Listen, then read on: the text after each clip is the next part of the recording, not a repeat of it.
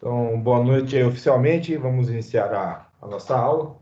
O tema de hoje é o Decreto 63.911 do Corpo de Bombeiros.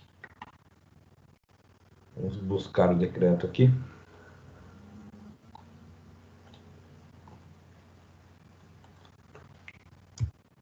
Aparece aqui do Google aí para vocês? Sim, apareceu. Beleza? Então, vamos desde o início aí, ok? Então, para buscar a ação aí do Corpo de Bombeiros, existem vários métodos de busca, né?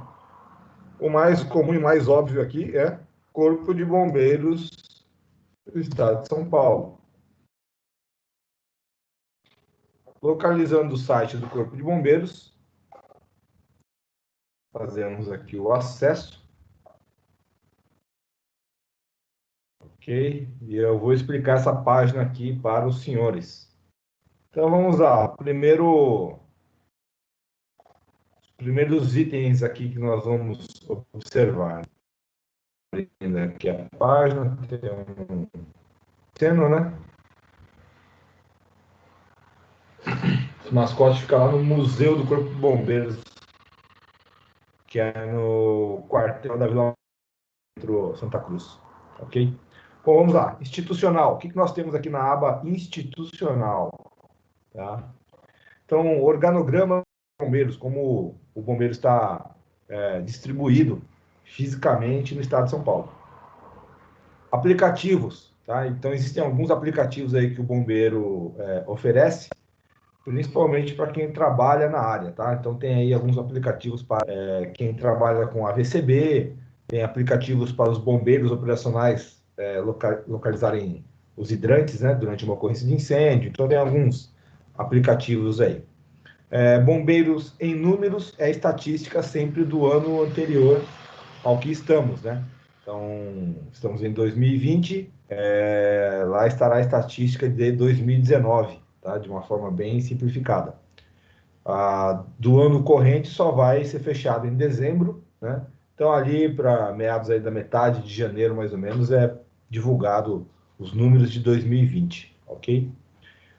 Viaturas históricas, São Floriano é um jornal, tá? Então viaturas históricas são fotos e descrições de viaturas antigas, tá?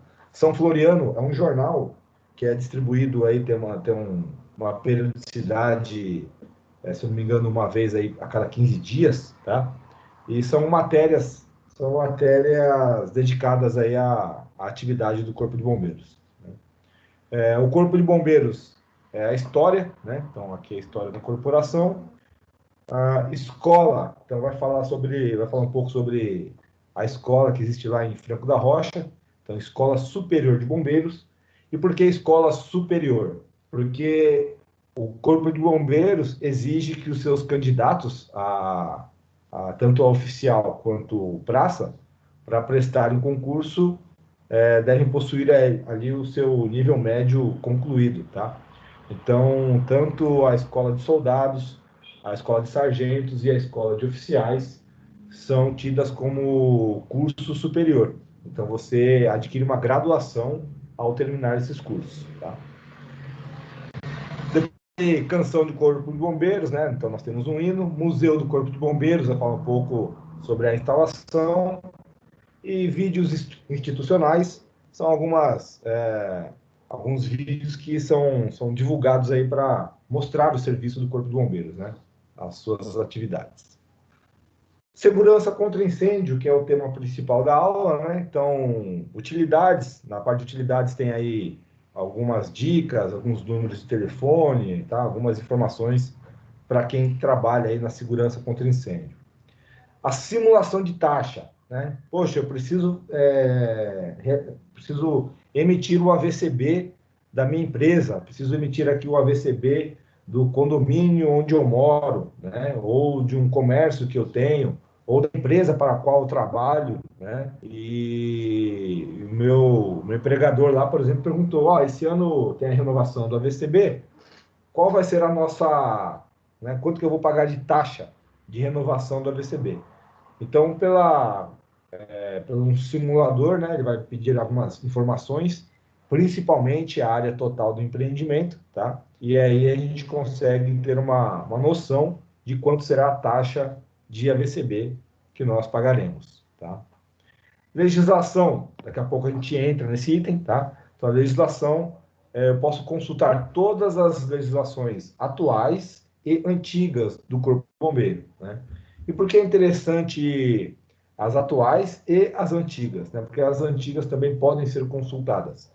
Porque quando eu vou realizar a solicitação de um AVCB, se o meu, né, se o prédio onde eu realizo as minhas atividades, ele foi construído antes da nova legislação, tá? Então ele foi construído com base na legislação que estava vigente na época. Então esses decretos, eles devem estar disponíveis para que eu consiga fazer uma consulta, né, na lei que estava em vigor durante a construção do edifício onde eu exerço as minhas atividades, tá? Através disso eu consigo saber quais são as proteções contra incêndio, como eram as características das estruturas, né? Na época. Então, o que o bombeiro exigia na época para que um prédio pudesse receber aí o seu habite, tá? Ô, Rodrigo, Comissões... Opa, pode falar. então quer dizer que se um prédio é feito em 2000 e óbvio que a gente está em 2020, ele não é obrigado a se atualizar em certas coisas? Então, o que acontece? O bombeiro fala o seguinte: se o prédio foi construído em 2000 e o tipo de ocupação ainda é a mesma, tá ok? Então não houve modificação na utilidade daquele imóvel, né? Como ele está sendo utilizado, as regras de segurança são baseadas naquele decreto que vigorava na época, tá ok? Desde que não hajam modificações na sua estrutura. Então, por exemplo, vamos pegar aqui, nós temos um prédio residencial, ele foi construído para tal, ok? E ele foi construído, por exemplo, no ano aí de 1999, tá? Como antes dessa nova legislação que está em vigor agora, né, o decreto que vigorava antes, que era o 59.516, se eu não me engano, tá? Esse decreto ele entrou em vigor em 2000, 2001, tá? Então, os edifícios que foram construídos até 1999, por exemplo, eles seguiram as regras né, do antepenúltimo decreto que estava em vigor, certo? Então, eu vou pegar as exigências que estavam naquele decreto. Mas, beleza. Se o meu prédio não passou por uma reforma estrutural, não teve modificação da sua área total, se nada foi alterado nesse edifício, seguem aquelas regras que vigoravam na época, tá? Mas, por exemplo, digamos que quando o prédio foi construído, a garagem era descoberta. Tá? Então, nós tínhamos uma garagem descoberta, os carros ficavam ali. Aí o condomínio fez uma vaquinha, né, os moradores fizeram uma vaquinha e construíram agora cobertura para os carros. Então, houve uma modificação na estrutura do condomínio, tá? Por menor que tenha sido, mas houve uma modificação. Essa modificação tem que constar na planta da prefeitura. Então, eu não posso fazer nenhuma modificação na planta do meu imóvel, tá? Sem que a prefeitura fique sabendo. Então, para isso, eu tenho que pagar uma taxa na prefeitura e atualizar a minha planta, tá? O rito normal é o quê? Eu realizar o projeto da modificação, colocar esse novo projeto à disposição da prefeitura, a prefeitura vai aprovar ou não aquela modificação, sendo aprovada, eu realizo aquela reforma que eu pretendo, com a reforma pronta, eu pego essa nova planta, mando para o corpo de bombeiros e faço.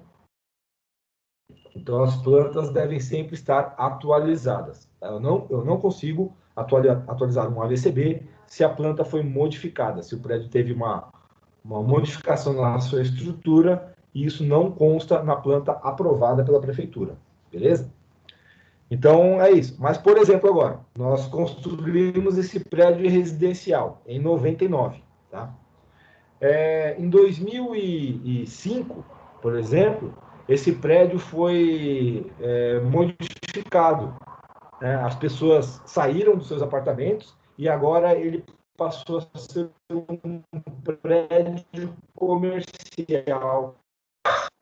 Então, teve alteração da ocupação, tá? Do tipo de ocupação.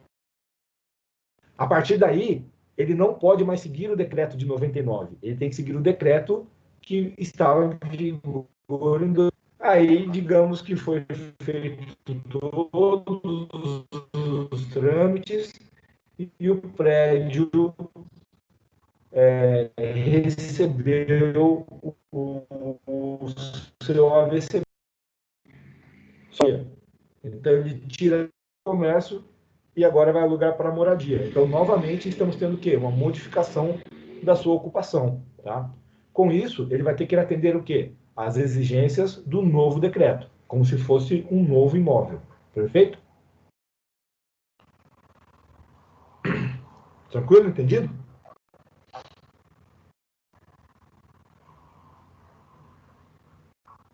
Beleza. Vamos lá. Comissões técnicas. Tá? O que são as comissões técnicas? Às vezes, uma empresa ou um condomínio residencial tenta emitir o seu AVCB e esbarra em algumas lacunas da lei aí, né? Então, deu algum problema na planta ou nas adequações que o prédio deveria fazer, né? Então, essa empresa ou esse condomínio, ele vai entrar com uma solicitação junto ao Corpo de Bombeiros para que aquelas exigências sejam revistas, né? Então, por exemplo, o vistoriante do Corpo de Bombeiros passou aqui no meu edifício e fez uma exigência que em lei não consta, né? E eu acho que essa exigência está errada, que o Corpo de Bombeiros está exagerando aí no grau de dificuldade que está impondo para a minha empresa, né? Então ele vai abrir um documento chamado FAT, né? Essa FAT vai para uma análise de uma comissão. A comissão vai estudar aquele pedido, né? E se achar que procede, vai aprovar ou não o projeto daquele edifício, tá? Isso pode acontecer também, por exemplo, quando o meu edifício quer instalar um tipo de proteção contra incêndio que ele ainda é novo no Brasil. O bombeiro ainda não homologou a proteção. Então, uma tinta nova, um material de acabamento novo, vidros importados que não seguem, né, não seguem os testes realizados aqui no Brasil, por exemplo. Então, a empresa vai utilizar algum material, algum equipamento que ainda não está homologado pelo Corpo de Bombeiros, eu coloco esse projeto para apreciação dessa comissão técnica e eles vão dar o aval ali se é possível ou não. Tá? Tudo que eu for fazer referente à AVCB, nada será por telefone, tá? Tudo será online. E como tudo é online, então os modelos de documentos, tá, são específicos para cada tipo de solicitação, tá? Então nessa aba aqui nós temos esses modelos de documentos. Tá?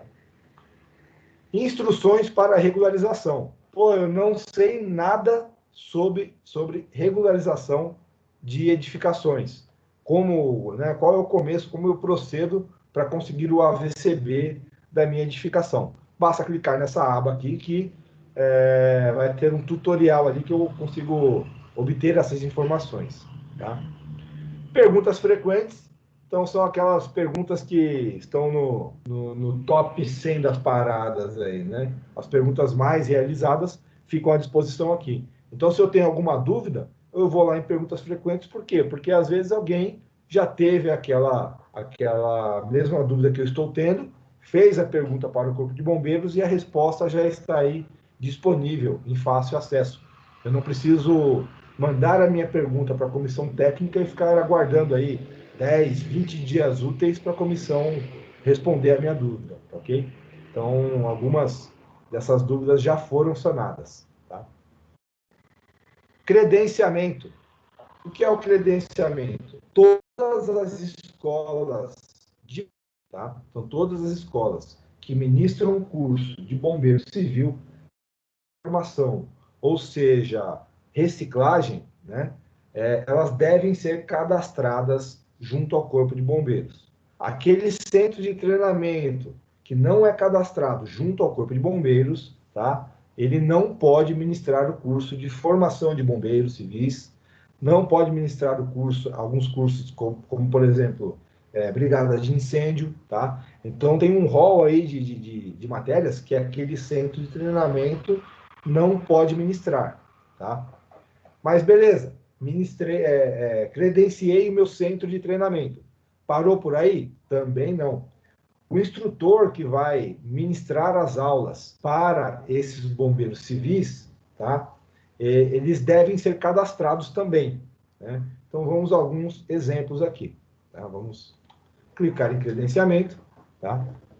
A primeira aba aqui é para quem quer se credenciar. Então, eu vou me credenciar, eu olho nessa primeira aba aqui, tem um manual para o credenciamento, tá? E aí, tanto para as escolas, né? Então, credenciamento dos centros de formação de bombeiros civis, mas também para os instrutores. Então, tem aqui as informações. Legal. Se eu quero fazer um curso de bombeiro civil, eu venho aqui em centros de formação, e aqui estão todos os centros de formação cadastrados junto ao Corpo de Bombeiros, tá?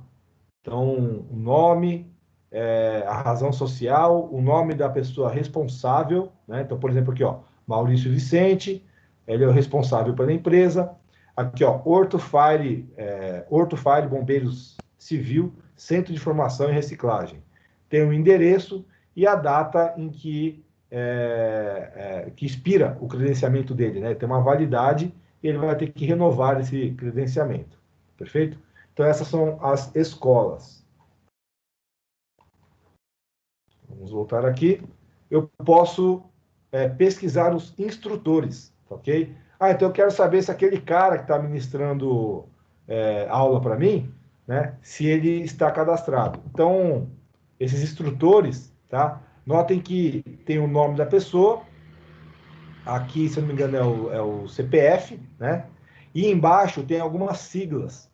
Essas siglas são as matérias que aquele instrutor pode ministrar, tá?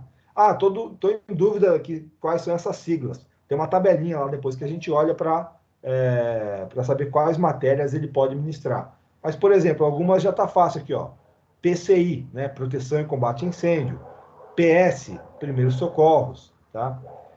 Tem análise de risco, tem EPRs, EPI, tá? Então tem algumas matérias aqui. Aí vamos procurar um cara chamado Rodrigo Bortolo. Vamos ver se ele está aqui. Ô, Rodrigo. Pode falar. E se por acaso eu fiz um curso, a escola não estava credenciada ou não está mais credenciado, eu consigo fazer a reciclagem ainda? Então, é o seguinte, se na época do curso, quando você fez o curso, se a escola não era credenciada, o seu curso não valeu. Ok? O seu curso não tem validade. Agora, se o credenciamento, depois que o seu curso foi realizado, aí o seu curso ainda vale, ok? O que você precisa? Realizar o credenciamento num outro centro de formação, tá bom? Então, aqui, ó, tá o meu nome aqui, ó, Rodrigo Cid Bortolo, é o número do RG que aparece ali, tá? E as siglas. Então, notem que, por exemplo, em relação ao Rodrigo Manfrim ali, Magrini, né? Eu tenho mais siglas do que ele. Significa o quê? Que eu tenho um cadastramento, né? E o meu é o pleno. Então, todas as matérias que constam lá, eu posso ministrar no Centro de Formação de Bombeiros Civis, tá bom? Então, às vezes o cara está credenciado, mas ele não pode dar algumas matérias, né? Então, por exemplo, ó, esse Rodrigo Skilink aqui, ó, ele não pode ministrar, por exemplo, ó, combate a incêndio, tá? e também não pode ministrar primeiros socorros, por exemplo, tá bom? Então, ele tem algumas matérias que ele não foi credenciado. Perfeito? Porque ele não cumpriu as cargas horárias necessárias. Ó, por exemplo, esse Rodrigo Shelley Santos aqui, ó, ele só tem 2 matérias que ele pode ministrar, tá? Então, quando você vai se credenciar, o Corpo de Bombeiros, ele vai pedir para você uma série de certificações. Se você não possui aquelas certificações, ele não aprova que você dê aquela matéria. Por exemplo, se eles estão pedindo 240 horas de primeiros socorros e você apresentar uma série de certificados, onde a gente somando todas essas horas deu 239, ministrar a matéria de primeiros socorros. Tá te faltando 1 hora aí de treinamento, entendeu? Então você tem que cumprir as exigências para que você seja cadastrado naquela matéria. Tá ok? Então, esses foram o Centro de Informação e instrutores. Educação pública. O que são educação pública, né? Então, são algumas campanhas que o Corpo de Bombeiros realiza para melhorar ali a segurança, o dia a dia das pessoas, né? Mas são campanhas que, se fossem divulgadas em meios de comunicação, demandariam o quê? Verba pública, né? Para poder passar um vídeo na televisão, na internet, tá? Algumas coisas você precisa de desprendimento de dinheiro público, né? Como não existe verba no Corpo de Bombeiros para realizar essas divulgações, então elas ficam restritas aos sites e também a um programa chamado Bombeiro Educador, né? Então, esse bombeiro educador, o que é essa pessoa, né? É um bombeiro treinado, ele é um bombeiro militar, e ele foi treinado na arte ali de ministrar palestras e cursos, né? E a função dele é o quê? Todos os dias de manhã, quando ele está de serviço, ele pega uma viatura pequena, né? Uma viatura, não é uma viatura emergencial, ele vai pegar uma viatura orgânica, né? E ele vai em escolas, vai em comunidades, né? Ele vai, às vezes, em hospitais. Então, ele fica realizando esses tipos de serviços, né? Para esse bombeiro, sim, é disponibilizado um material impresso, né? Alguns brindes até. Então, teve uma época que o bombeiro ele fornecia para as comunidades, né, locais de comunidades carentes, fornecia registros de GLP. Então, para aquela galera que ainda utiliza botijão de gás, o bombeiro passava na casa dessas pessoas trocando aqueles reguladores, né, aqueles registros de gás que estariam velhos, né? Mas essa troca é feita mediante a entrega do registro velho, danificado, tá? Então, o morador da comunidade, ele entra na filinha, né? Ele pega a fila, vai com o seu regulador na mão, chega ali no bombeiro, ele entrega o usado, recebe o novo, assina uma lista ali e coloca aquele registro novo no seu botijão, tá? Tranquilo? Bom, publicações. Como o Corpo de Bombeiros é uma entidade pública, tá? Então, em andamento, estão aqui públicas para ser. Eu quero saber com o que o Corpo de Bombeiros está gastando dinheiro. Você entra aqui nas licitações, tá? E elas estarão com livre acesso aqui para consulta, tá? Processos Covid-19. Então, para o Covid-19, houveram verbas adicionais, verbas emergenciais para compra de EPI, de alguns equipamentos, tá? Então, esses processos também estão expostos aqui. Livros e artigos. Então, se algum oficial ou algum praça do Corpo de Bombeiros publicou um livro, e esse livro é de interesse da instituição, tá? Ele pode ser mencionado aqui no site, né? Pelo que eu me lembro, não dá para comprar o livro por aqui, mas alguns podem ser baixados gratuitamente aí, dependendo do livro, tá? Bom, contato, como todo site, né? Então, tem ali os contatos com a imprensa, por exemplo, né? Então, o Corpo de Bombeiros tem uma sala de imprensa, né? Ah, eu sou jornalista ou estou fazendo um curso de segurança do trabalho, por exemplo, quero fazer um trabalho, quero fazer uma entrevista aí com alguém do Corpo de Bombeiros, né? eu entro ali em imprensa e faço essa solicitação. O Fale Conosco é para denúncias, elogios, tá? Dúvidas referente ao Corpo de Bombeiros, então você pode entrar no Fale Conosco aí. Tranquilo até agora? Então vamos à nossa aba aí, Segurança contra Incêndio, na parte de legislação, ok? Então, legislação consulta. Vamos ver o que é que está disponível para nós aqui. Bom, ele já mostra aqui que é o SP e ele explica aqui para que serve. O aplicativo que permite ao cidadão consultar as licenças emitidas pelo Corpo de Bombeiros, tá? Como é essa consulta? Por exemplo, eu estou indo assistir um show ali por exemplo, no Credit Car Hall, né? Será que aquele espaço onde eu vou frequentar, será que ele tem licença, né, do Corpo de Bombeiros? Ele tem o AVCB? Então, os AVCBs que foram emitidos, né, eu consigo pelo endereço do local ou pelo nome do local, né, ou também se o AVCB está exposto na parede ali, né, eu vejo o número daquele AVCB, eu consigo baixar essa autorização do Corpo de Bombeiros e verificar ali se aquele estabelecimento está realmente em condições de patrocinar, né, de receber aquele evento. Tá? O portal Via Fácil, tá? O portal Via Fácil é para quem necessita de regularização da edificação. Então, eu preciso tirar a VCB da minha edificação, eu entro aqui no portal Via Fácil, tá? Ele vai me explicar como que eu faço aí, passo a passo, o meu AVCB.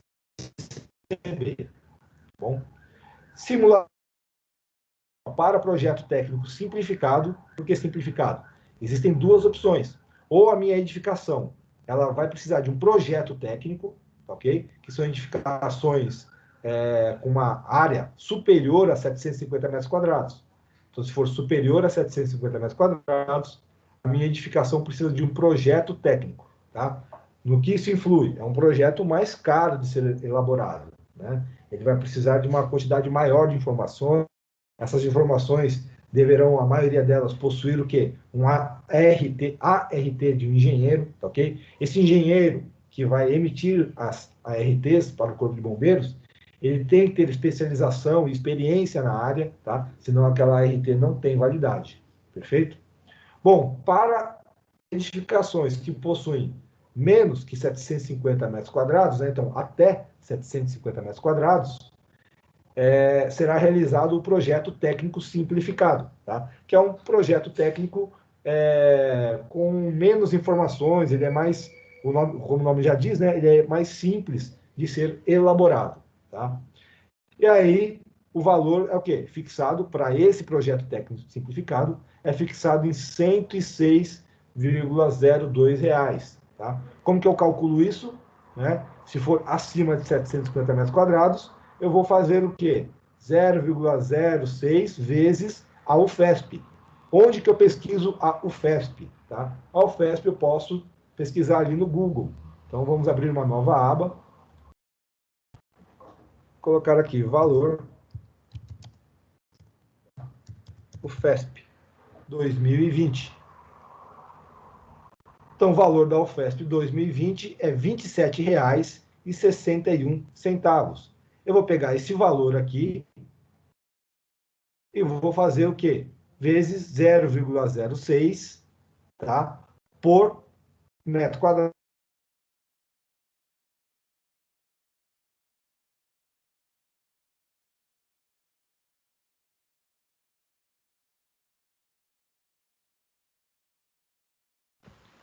Impressão minha ou ele caiu?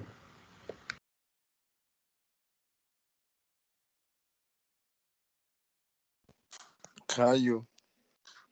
Caiu. Daqui a pouco ele volta. A internet dele já tava um pouquinho ruim já. Tava travando toda hora. E eu tava achando que era a minha.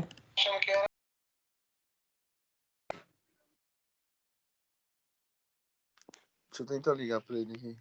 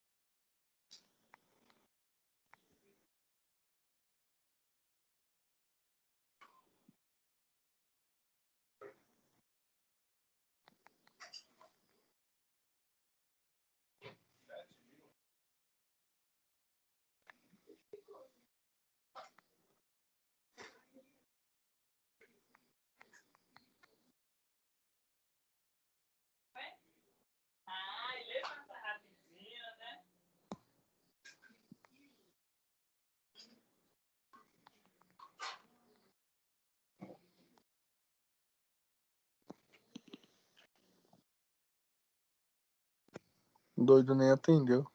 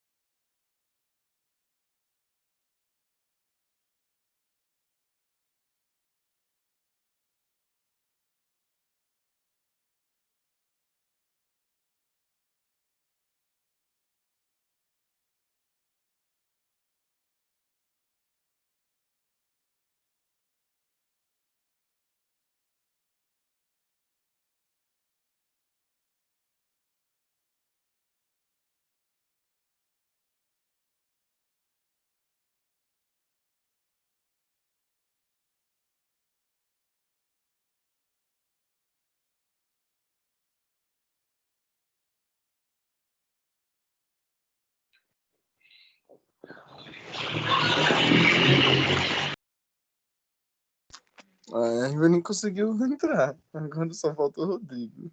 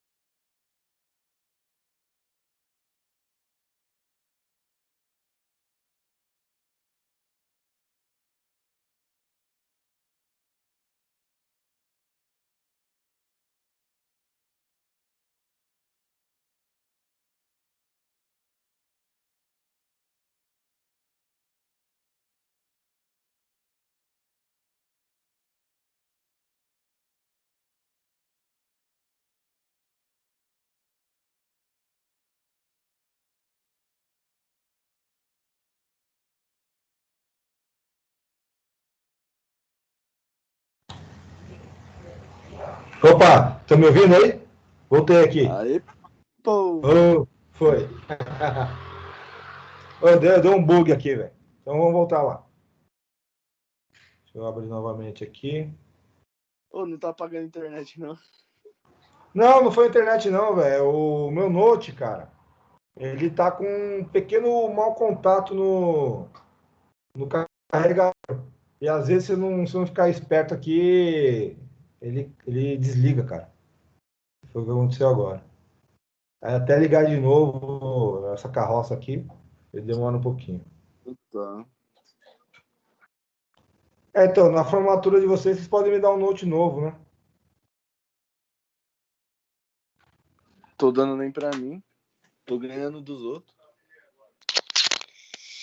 Tô comprando nem pra mim, tô mais quebrado. Quem tem dinheiro aqui é o Rafael. Pede pra ele. Bom, Rafael tá aí, ó. apareceu nova... Tá. Tá todo bolado. Apareceu o Google Tá aí aqui, novamente? Sim. Apareceu. Beleza, vamos voltar lá pro site.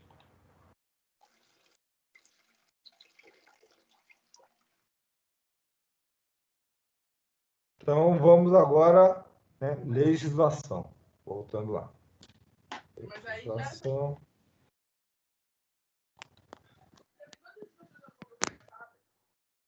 Então, vimos aqui os valores de taxa, ok? Essa taxa que nós estamos vendo aqui, esse cálculo de taxa não consegue aqui... pegar lá, não? Trocar lá. Tira o microfone aí, Bruno. Então, vamos lá. Esse valor de taxa aqui, tá ok? Ele é a taxa para análise do projeto, ok? Então, existem duas taxas a serem pagas ante a emissão da VCB. A taxa de análise do projeto e depois a taxa de vistoria, ok? Então, eu mando o meu projeto, pago a taxa, vai ser em forma de GARI, né? Então, eu imprimo a GARI, pago a taxa, paguei a taxa, eu anexo junto com o projeto, mando tudo por upload, ok? E fico aguardando o meu projeto ser aprovado ou não. Depois que o projeto é aprovado, eu faço a parte física agora. Então, por exemplo, eu vou reformar o meu edifício residencial e vou mexer nas portas corta-fogo. Faço esse novo projeto e mando para o corpo. O bombeiro aprovou, agora eu faço as modificações que estavam previstas no projeto. Troquei as minhas portas corta-fogo. Depois que eu terminei a obra, agora eu pago a taxa de vistoria, aguardando o vistoriante aparecer por lá, tá? Os prazos aí do Corpo de Bombeiros, mais ou menos, né? Quando a gente manda um projeto para análise, demora em média aí 20 dias úteis para a resposta, ok? Assim que eu pago a taxa de vistoria, a vistoria é mais rápida. Normalmente aí em 15 dias úteis, o vistoriante já vai estar batendo na minha porta lá. Um cuidado que nós precisamos ter, né? Paguei a taxa de vistoria e é um prédio residencial, por exemplo, que não tem porteiro. O bombeiro vai chegar lá, vai tocar a campainha, ninguém atendeu, ele vai embora. E aí você já toma o primeiro comunicado. Quando você paga uma taxa de vistoria, você tem direito a 2 visitas, tá? Então, o bombeiro chegou, tocou uma campainha lá, ninguém apareceu, ele já foi embora, a primeira visita você já perdeu, ok? Aí ele chega lá, num outro dia, e tinha um morador esperando por ele. Ele tocou a campainha, o morador apareceu, abriu o portão, o bombeiro fez a vistoria e viu que a reforma que vocês fizeram lá não serve, né? Foi feito de alguma forma errada ali. O que ele vai fazer? Ele vai dar um comunique-se. O que é esse comunique-se? É um documento dizendo assim, ó, tá errado, vocês precisam arrumar. Como ele já veio a primeira vez, não tinha ninguém. Na segunda, ele já me deu comunique-se, eu já perdi a minha taxa de vistoria. Depois que eu corrigi tudo aquilo que o bombeiro falou que estava errado, eu vou ter que pagar uma nova taxa de vistoria para ele voltar no meu prédio, ok? Então tome muito cuidado com isso daí. Mas o bombeiro só vai embora se ninguém atender? Não. Ele toca a campainha ou ele chega na portaria da sua empresa e ele fala assim, ó, vim realizar a vistoria. Quem é o responsável? Fulano de tal. Chama ele. Quando ele fala assim, chama ele, a partir desse momento, você tem 10 minutos para aparecer. Se em 10 minutos você não aparecer, ele vai embora. Ok? Por quê? Porque ele tem outras vistorias para fazer. Então, se você demorou ou se você não apareceu, aquela primeira visita você já perdeu. Ok? Bom, vamos às legislações. Tá? Legislação. Eu posso consultar as que estão em vigor ou as anteriores. Né? Então, quando que eu vou consultar as anteriores? Quando eu tiver um exemplo daquele que foi dado há pouco tempo atrás, né? Logo no começo da aula. Então, se meu prédio foi construído antes da legislação atual, eu vou buscar pela legislação anterior. Tá? Vamos para a questão em vigor. Então, a primeira coisa que ele pergunta, qual legislação você quer saber? Que tipo de legislação? Eu venho aqui na aba decreto, você quer informativo, você quer uma instrução técnica, você quer uma lei complementar, um parecer técnico, uma portaria ou um regulamento de organização de serviço de segurança contra incêndio. Então, ele está perguntando o que você está buscando, tá? Nós vamos aqui em decretos, tá? Então, decretos. Perfeito. Vindo em decretos, ele vai me dar essas opções. Qual decreto você quer pesquisar? Então, tem 3 decretos aí à disposição, tá? Nós vamos aqui no decreto 63911, que é o decreto que estabelece o quê? Todas as normas, né, a regulamentação de segurança contra incêndio das edificações. O AVCB está baseado nessa normativa, ok? Ele vai vir aqui, ó, em vigor, decreto. Ele vai me dar a opção aqui, né? Não tem como abrir aqui online. Eu vou ter que fazer o quê? Baixar o decreto. Quando eu baixo ele, vai aparecer em PDF. A partir daí, eu inicio a minha consulta, ok? Iniciando a consulta, então, nós vamos perceber que esse decreto é um decreto pequeno até. Ele tem apenas 42 páginas. Ah, mas 42 páginas é muita coisa. Não é. Por que não é? Porque nós vamos perceber que ele possui muitas tabelas. Então, as tabelas ocupam muitas páginas, ok? Agora, para a leitura mesmo da norma, não são, né, não é tudo isso aí de 42 páginas, perfeito? Então, está aqui, ó, a data que foi publicado, né? Então, o decreto 63911, de 10 de dezembro de 2018, tá? Antes disso, qual estava em vigor? O 59.516, que ele é de 2000, perfeito? Como é uma norma, é dividido em capítulos, e cada capítulo tem aí os seus artigos, os seus incisos, tá? Então, artigo 1, né? Aqui, ó, fica instituído nos termos desse decreto o regulamento de segurança contra incêndio das edificações e áreas de risco no estado de São Paulo, nos termos da lei complementar 1257, de 6 de janeiro de 2015. Beleza, e a partir dali ele vem falando sobre a normativa, tá? É uma leitura fácil de realizar, tá? De fácil compreensão. Então, não é aquele decreto que a gente lê e fica com dúvidas pairando no ar, tá? Ele é muito bem explicativo. No capítulo 2 são as definições, tá? E aí, o que são as definições? Ele vai falar o que é a altura da edificação, né? Quem é o agente fiscalizador, tá? Ele vai falar aqui o que seria uma ampliação. Ah, eu vou ampliar o meu edifício. Né? Ampliação é o aumento da área construída da edificação. Tá vendo? É de simples entendimento. Então, por ordem alfabética, tá? Tudo que o Corpo de Bombeiros achou que poderia causar uma dúvida, então tem aqui como se fosse um glossário, né? Como se fosse um dicionário aqui explicando o que são os termos que nós vamos ler mais para frente aí. Então, pô, li alguma coisa, fiquei na dúvida, eu venho aqui nesse capítulo 2 aqui, que estará explicado aquele termo que eu não entendi. Perfeito? Capítulo 3 é a aplicação. Então, pô, todas as edificações do estado de São Paulo devem respeitar o decreto do Corpo de Bombeiros? Não, existem algumas, tá, que estão excluídas dessa lista. E aí, nós vendo, né, quando a gente faz a leitura desse capítulo, nós vamos identificar quais são elas. Em sua grande maioria, as edificações que não precisam, né, da regulamentação contra incêndio são as residências unifamiliares. Tá? O que é uma residência unifamiliar? É aquela casa térrea ou aquele sobrado onde habita apenas uma única família. Tá? Se eu construo ali um sobrado e no andar de baixo mora uma família e no andar de cima outra família, já são duas. Então, não é residência unifamiliar. Esse sobrado que eu dividi em duas partes, a partir de agora, já precisa respeitar as normativas do Corpo de Bombeiros, ok?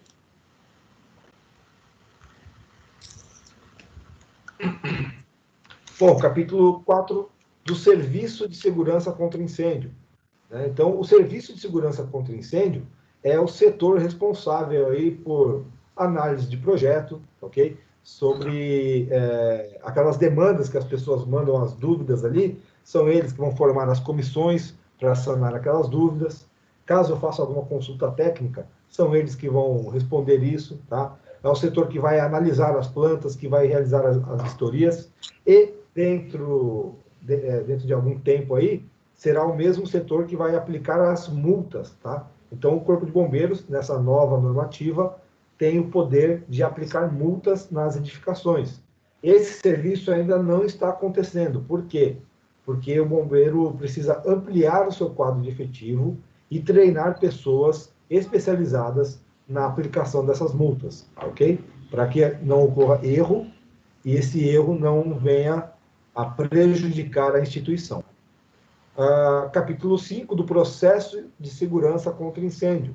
Tá? Então, poxa, o que eu preciso para conseguir elaborar um projeto, né, de segurança contra incêndio?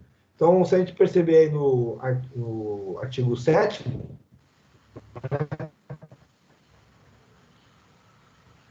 ali no inciso 3º, no parágrafo 3º, né, deverão ser projetadas e executadas por profissionais legalmente habilitados pelos respectivos conselhos de classe, CREA e CAL.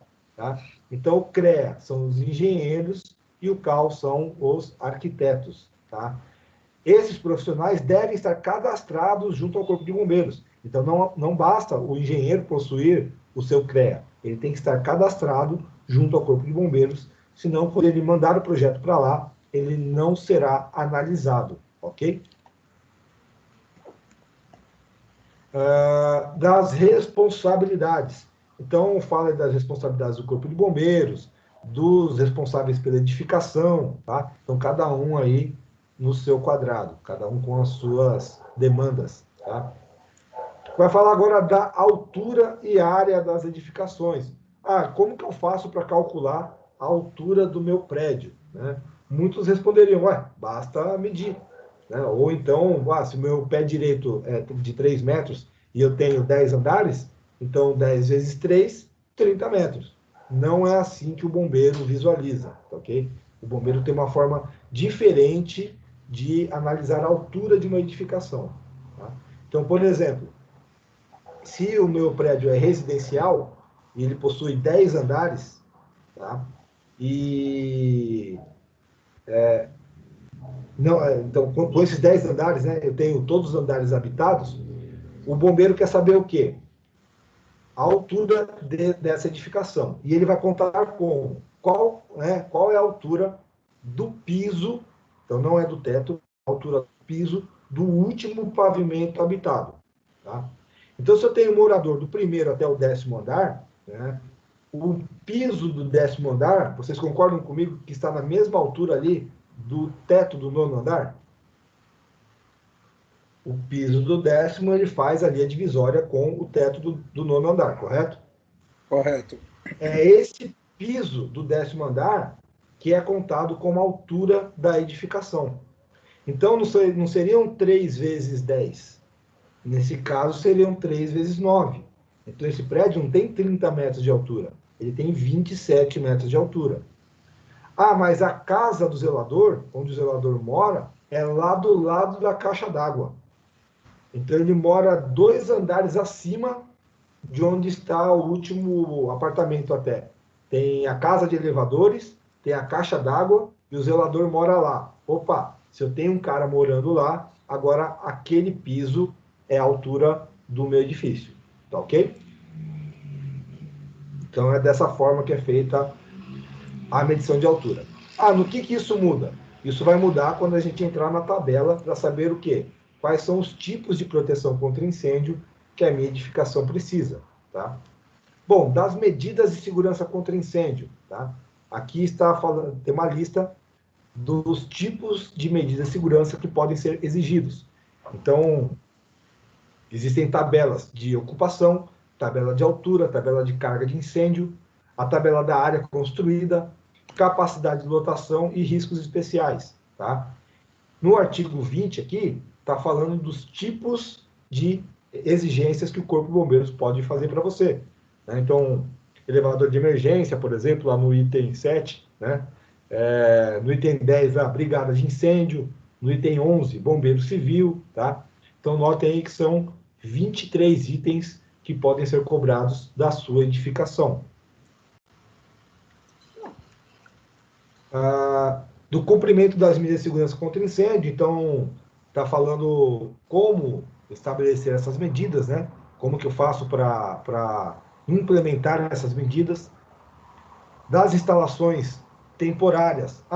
O prédio que eu estou utilizando aqui, né, aquela função daquela edificação, ela é temporária, não é permanente, tá? Então tem algumas regrinhas aqui para esse tipo de ocupação, tá?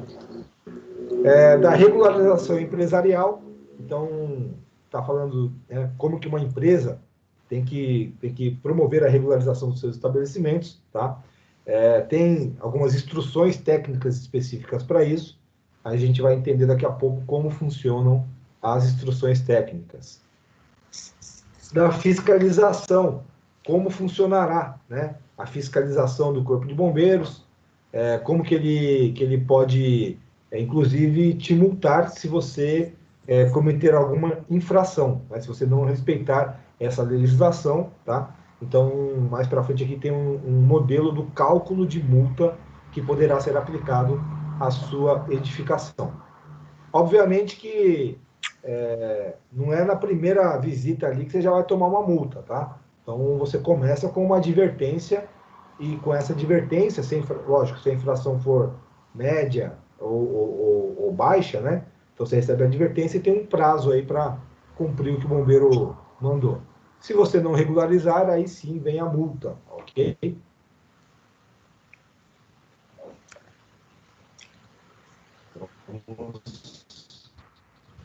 Isso aqui, o processo infracional, os recursos. Então, você levou a multa, você pode recorrer, ok? São de especial de avaliação, comissões que são formadas para resolver um assunto específico, né? Um assunto ali que não estava no escopo do montar dessa comissão para fazer essa avaliação, tá? Disposições finais, então tem aqui algumas considerações. E aí sim a gente entra na parte de tabelas, tá? Essas primeiras tabelas, elas vão classificar a minha edificação de acordo com a sua ocupação, tá? Então só um minuto, deixa eu aumentar aqui. Beleza. Então, vamos notar aqui, ó. Residencial. Então, a residencial é do grupo A, ok? Então, as ocupações residenciais pertencem ao grupo A. O grupo A é dividido em A1, A2 e A3, ok? Sendo A1 as habitações unifamiliares. Quem são essas unifamiliares? Casas térreas ou assobradadas, isoladas e não isoladas, e condomínios horizontais. Então, aquele condomínio de casas, onde as casas são separadas, não estão grudadas uma na outra, né? Elas não formam um único ambiente, porque tem casas ali que elas são separadas só por um drywall, por exemplo, né? E aquilo, durante o incêndio, pode se tornar uma coisa só, tá? Então, essas casas são do A1. A2, habitação multifamiliar, edifício de apartamento em geral, tá? A3, habitação coletiva. Quem são habitações coletivas? As pensões, internatos, alojamentos, mosteiros, conventos, com capacidade máxima de 16 leitos. Passou de 16 leitos é o quê? Hotel, serviço de hospedagem. E aí, serviço de hospedagem é o grupo B, tendo a divisão B1 e B2. Hotel e assemelhados e hotel residencial, por exemplo, ok? Perfeito? Entenderam? Para cada tipo de atividade, eu vou ter um grupo. Então, eu tenho o grupo comercial, o serviço profissional, educação e cultura. Então, por exemplo, vamos tentar achar o SENAC aqui. Escola em geral, escolas de primeiro, segundo e terceiro grau, cursos supletivos pré-universitário e assemelhados. É o SENAC? Não, não é. Escola especial, escola de artes e artesanato, de línguas, de cultura em geral, de cultura estrangeira, escolas religiosas e assemelhados. Também não é. Espaço para cultura física, muito menos, ok? Porque deveria ter esportes sendo praticados ali. Centro de treinamento profissional, opa, escolas profissionais em geral. Classificação, o quê? Grupo E, subgrupo E4. Tá? Então, é dessa forma que a gente classifica as edificações. Entenderam como que é a classificação?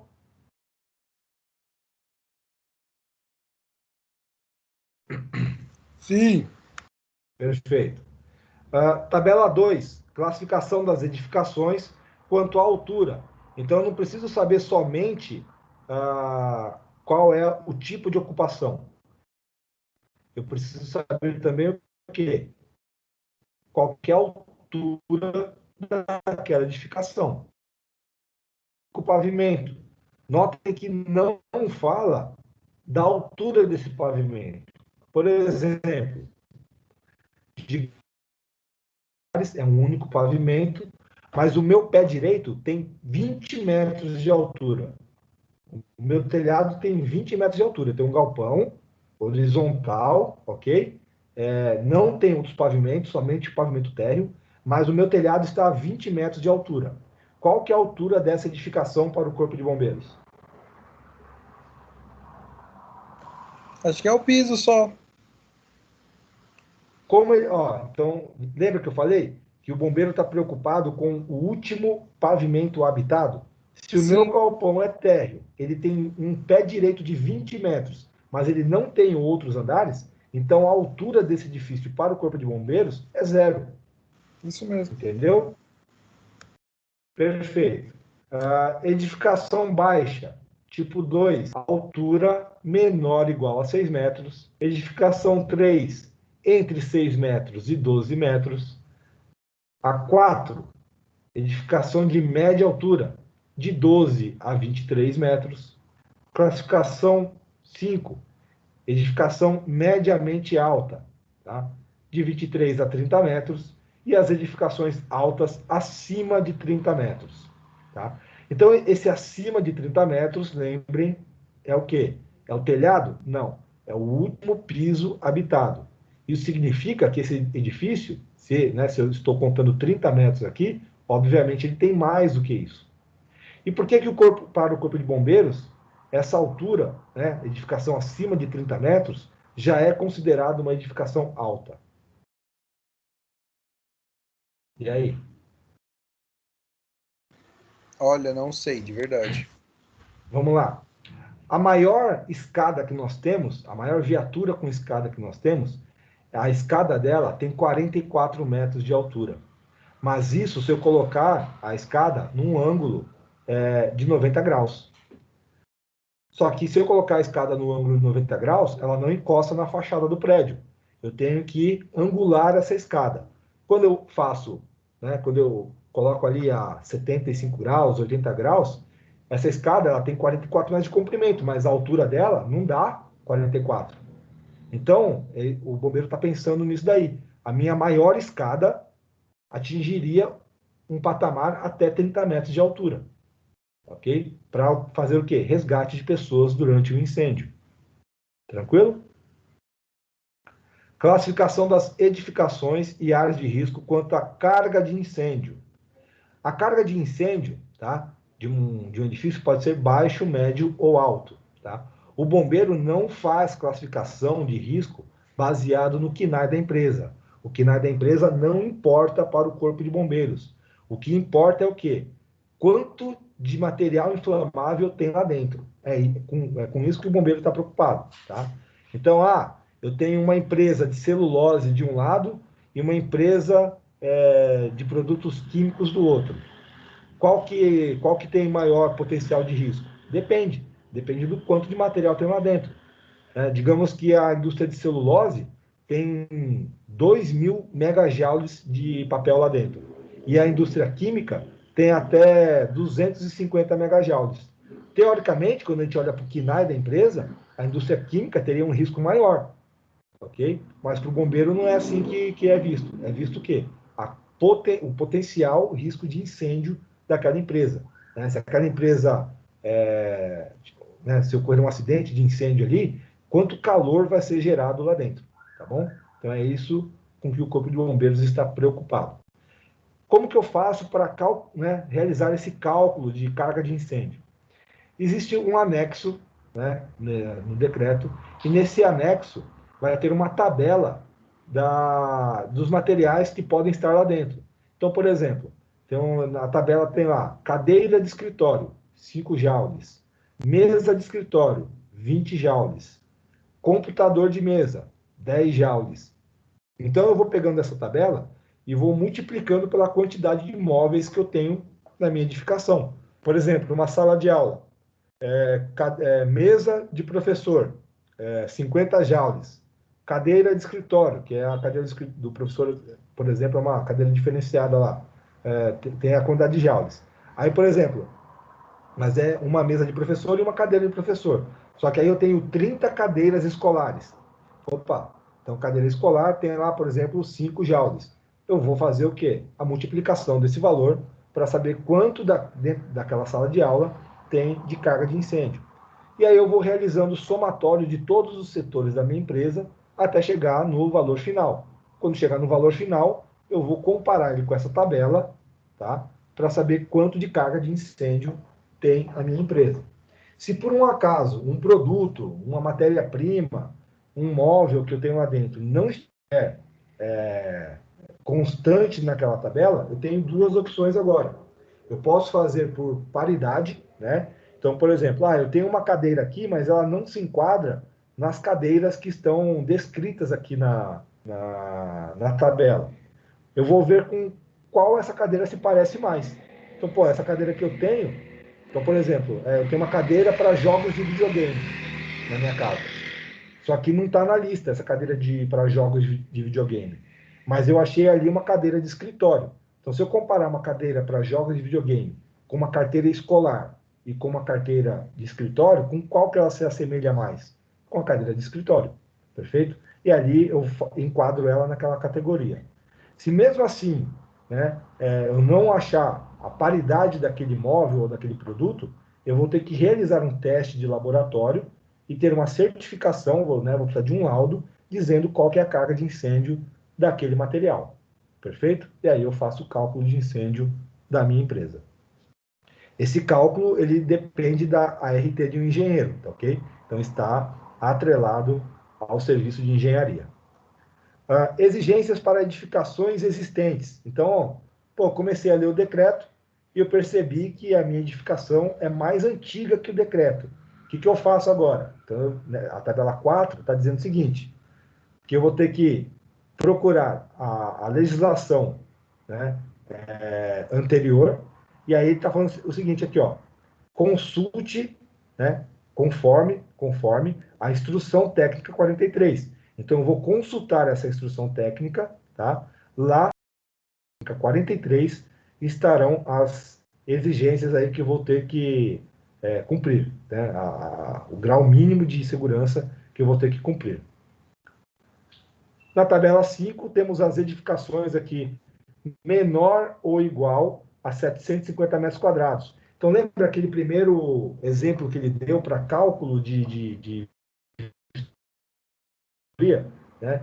Que seria projeto técnico simplificado? Então, essa tabela 5. Né? Quando eu entrar na tabela 5, então, pelo meu grupo de ocupação, então lembra lá que o A é residencial, o B era hospedagem, né? Até 16 leitos, o C, hospedagens acima de 16 leitos, né? Não, desculpa, o C comercial, né? O B, hospedagem, C comercial. Então, aqui, eu estou vendo o meu grupo. Então, se eu sou do grupo A, né? Se é um prédio residencial, eu sou do grupo A, aqui, e agora independe se é A1, A2 ou A3, o que eu tenho que ter? Eu tenho que ter saída de emergência, iluminação de emergência, sinalização de emergência, extintores. Preciso ter brigada de incêndio? Não. Gerenciamento de risco? Não pediu. Controle de fumaça? Não pediu, tá? Mas isso, tá ok? Para quando for inferior a 750 metros quadrados. Pô, Rodrigo, eu moro num prédio aqui, no meu prédio tem brigada de incêndio. Lógico que tem. Por quê? Porque o prédio onde você mora é superior a 750 metros quadrados, tá? Então, eu só não vou ter brigada de incêndio nessa situação aqui, perfeito? Sempre que um X aqui aparecer com uma numeração lateral, então X1, X2, X3 aqui, por exemplo, né? A tabela está me dizendo o seguinte, que esse item pode ser substituído por outro equipamento, outra opção. Então, por exemplo, aqui, ó, iluminação de emergência X1. O que é esse X1 aqui? Notas específicas. X1. Somente para as edificações com mais de 2 pavimentos. Então, opa, peraí. Eu tenho uma edificação, ela tem um único pavimento e é inferior a 750 metros quadrados. De emergência? Não precisa. Tá bom? Tabela 6A. Edificações do grupo com área superior a 750 metros quadrados ou altura superior a 12 metros. A partir daqui, nós vamos ter todas as tabelas, tá, das edificações baseados no seu grupo de risco. Tá? Essas tabelas aqui, elas estão atreladas ao projeto técnico. Então, aqui eu já sei que não é um projeto técnico simplificado. Tá? E aqui mostra, por exemplo, ó, grupo D, as divisões de D1, D2, D3, D4. Se for térreo, o que eu preciso ter na minha edificação? Tá aqui. Se for menor ou igual a 6 metros. Estão aqui as exigências. Se for, por exemplo, as outras exigências aqui. Pode ver que não escapei de quase nenhuma, tá bom? E aí tem todas as tabelas de exigência de acordo com os grupos. A gente vai passando, grupo F, continua o grupo F. Então, notem que boa parte da normativa são tabelas. Tabela 6 ainda. Vamos descendo aqui. Tabela 6.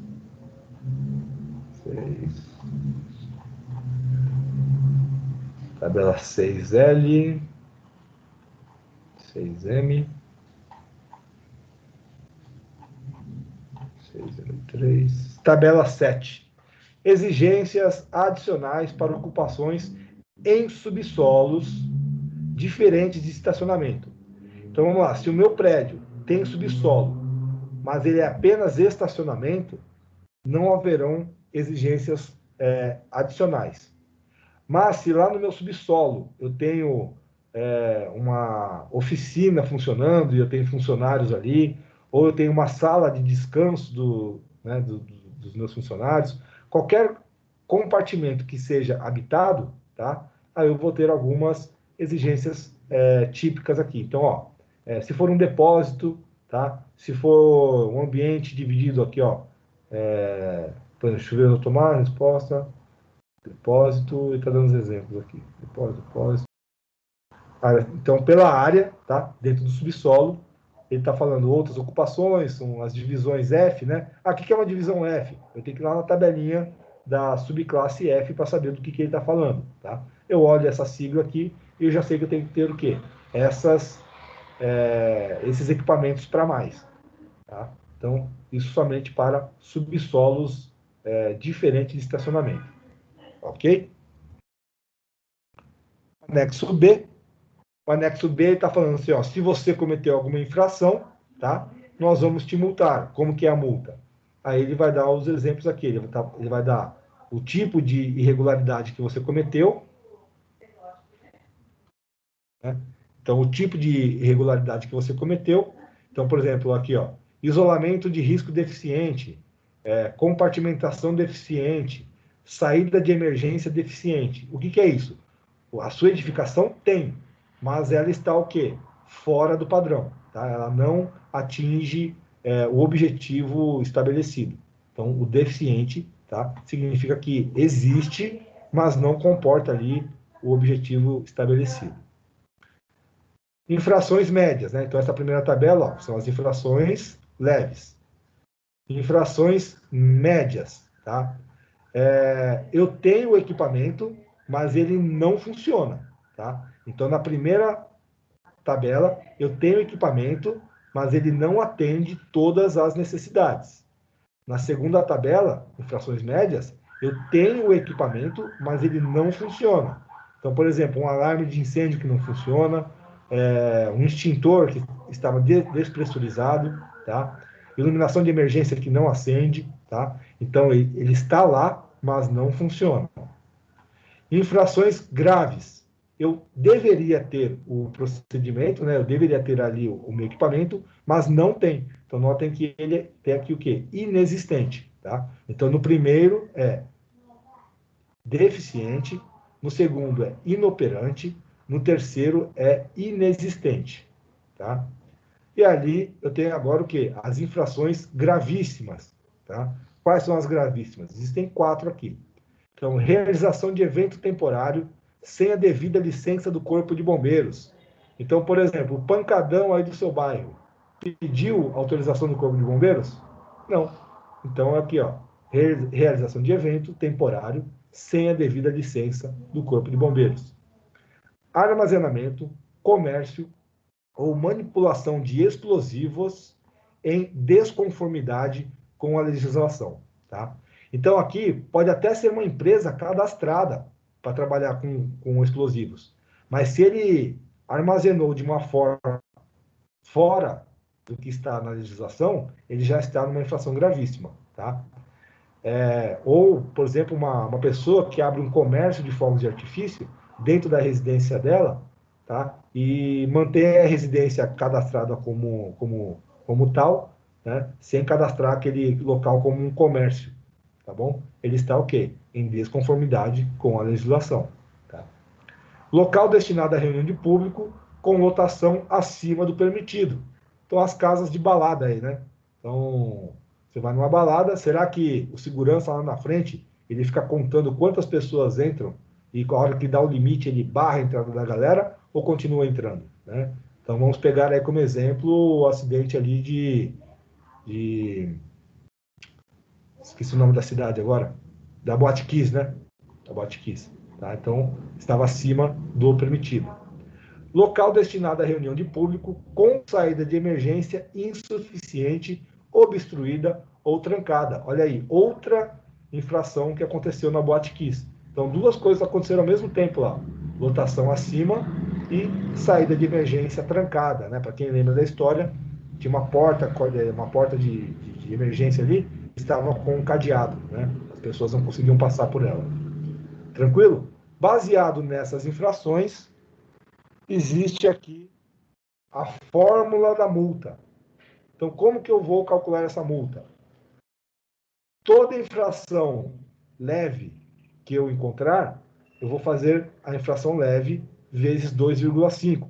Então, por exemplo, digamos que a minha edificação cometeu 5 infrações leves.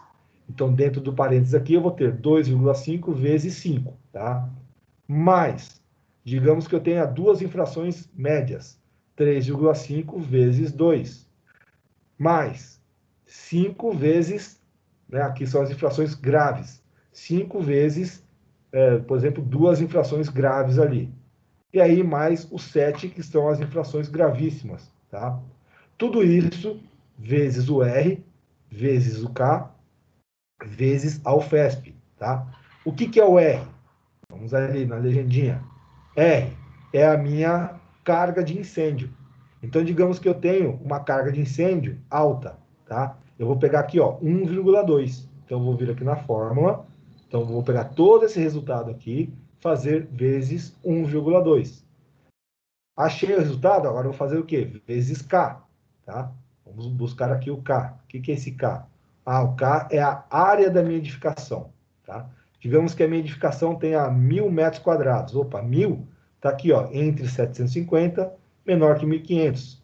Eu achei aqui o valor o quê? 16. Eu vou colocar um 16 aqui no K. Fiz a multiplicação, faltou o quê? Multiplicar pela UFESP, que é aqueles R$27, alguma coisa, tá? Com tudo isso, eu achei a multa que o estabelecimento vai ter que pagar. Detalhe, essa multa que nós calculamos é a primeira multa. Caso o estabelecimento tenha uma reincidência, né? Então, foi aplicada a multa, eles pagaram, houve uma nova vistoria e nada foi corrigido. Então, essa multa agora é vezes 2. Eu vou pegar todo esse valor e dobrar o valor. Ok? Entendido, galera? Entendido. Beleza. Então, esse é o nosso decreto 63.911.